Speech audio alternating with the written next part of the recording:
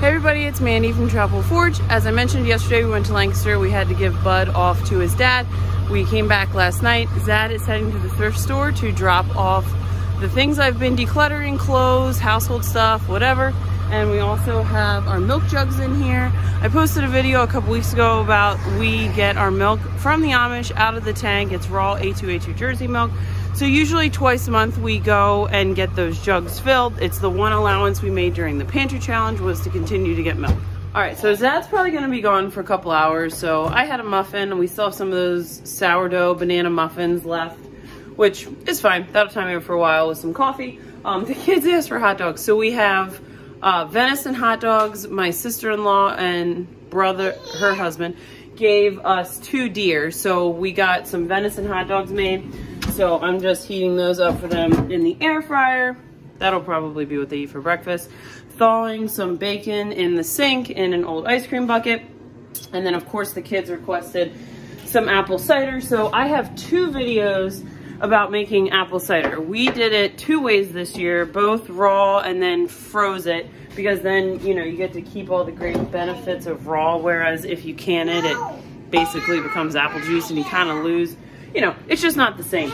So we did one with like an antique press, and then we did one round with just a regular old juicer, and it worked amazing. The kids are loving it. I've just been pulling out like a half gallon like once a week or whatever, because we only have so much space to store apple cider, of course. So I only stored like 15 gallons or something. So I try to stretch that throughout the winter.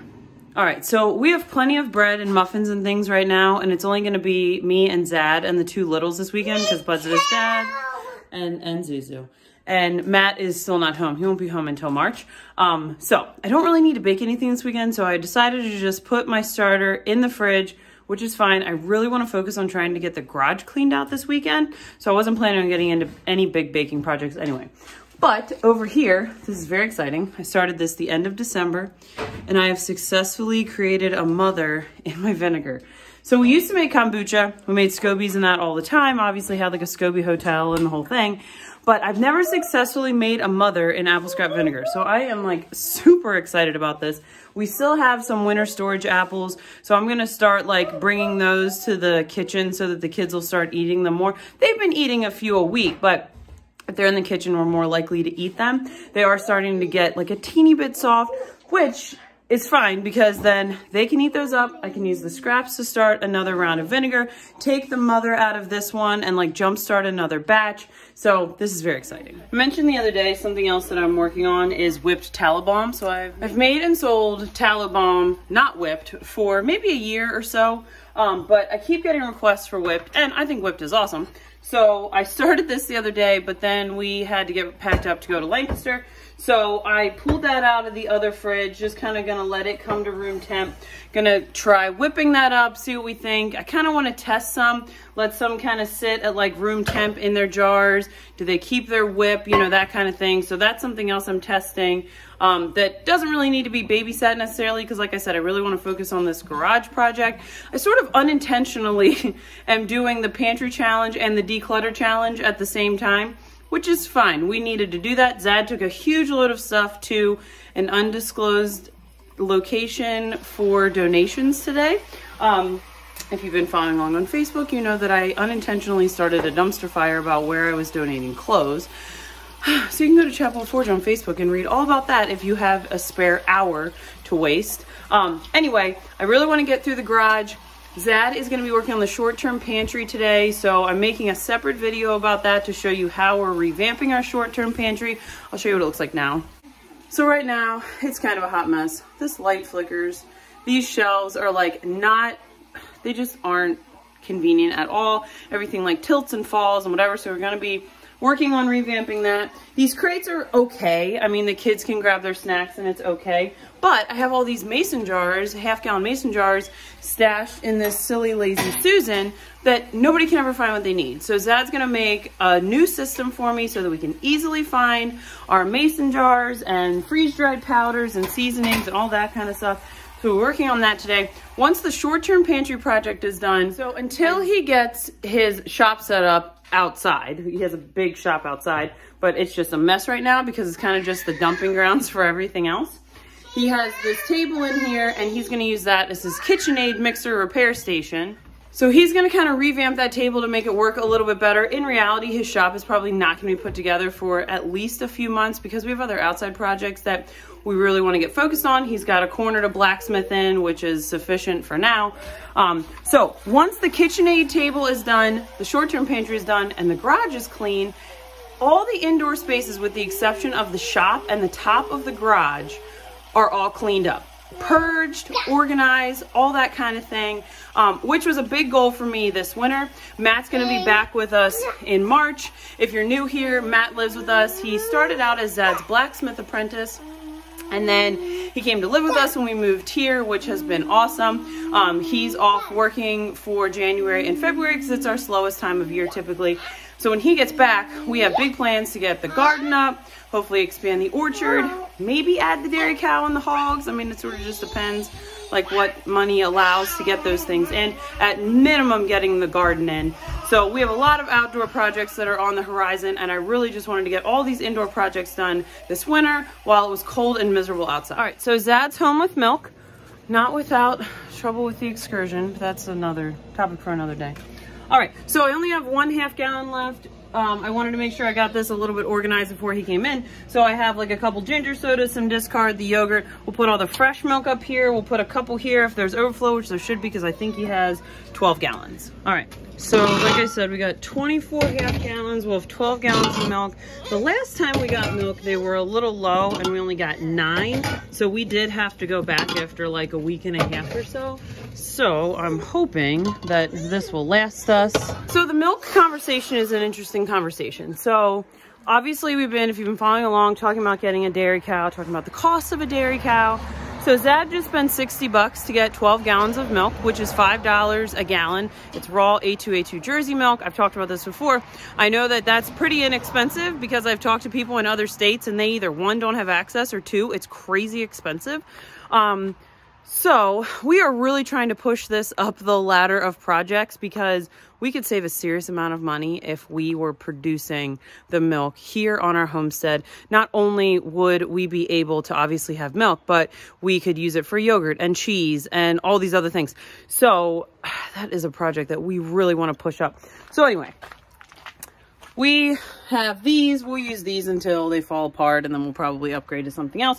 But that looks like they weren't low today, which is great. Another reason that I'm really pushing to get this dairy cow in is we've gone twice now where they were out. And so like one time we just waited around until the 5 o'clock milking. And then the other time, like this last time, we left with just less than we wanted to. And I'm sure some people are going to be like, oh my gosh, you got 9 gallons, like get over yourself.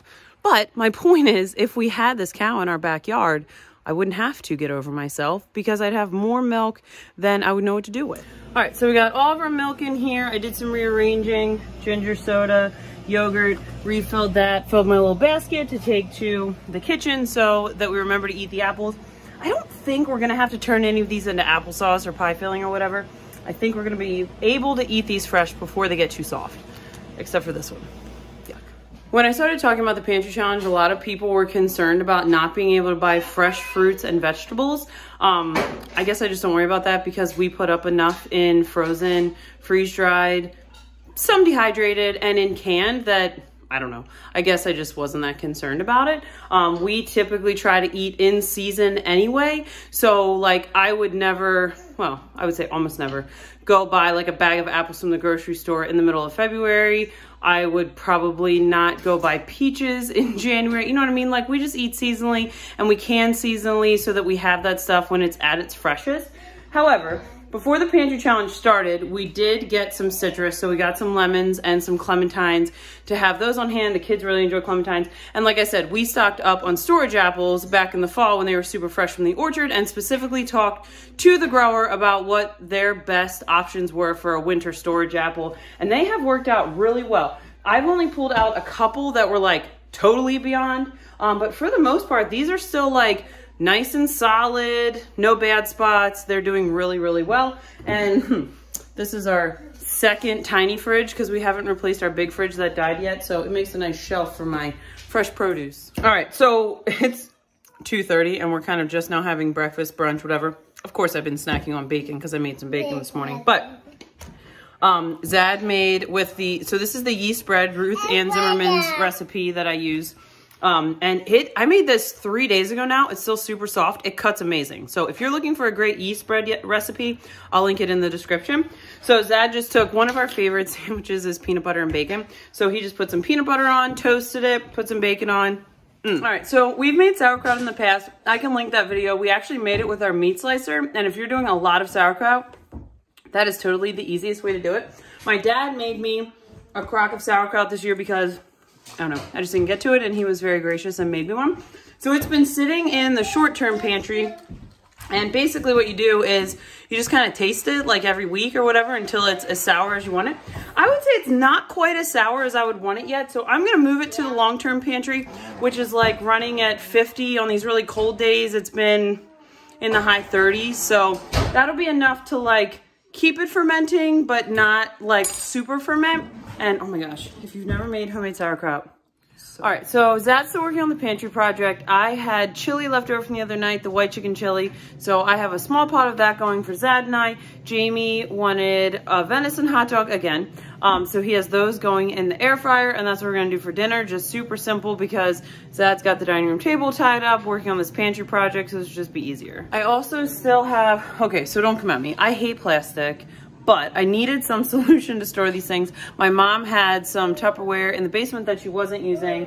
I mean, at least it's BPA free. That'll work. It's a little less chaotic than having everything wrapped in a beeswax wrap, especially like when I have like multiple loaves of bread and things. It was just getting like awkward to handle stuff. So anyway, have those stashed in here, and I have some of the cheddar everything bagel seasoning bread left. So I'm gonna cut a piece of that, toast it, throw it in the bottom of the bowl, and then put some chili in, grate up some cheese. It'll be delicious. Put a little yogurt on top because that's what we have for sour cream right now. Not too shabby for leftovers. The last thing I'm working on in the kitchen tonight is my whipped tallow balm. So I'm pretty excited. It came out pretty good. So what I want to do is I want to let it sit at room temp for a few days, just kind of see how it reacts, make sure everything does what I would expect it to do, but I'm really excited. It's really nice.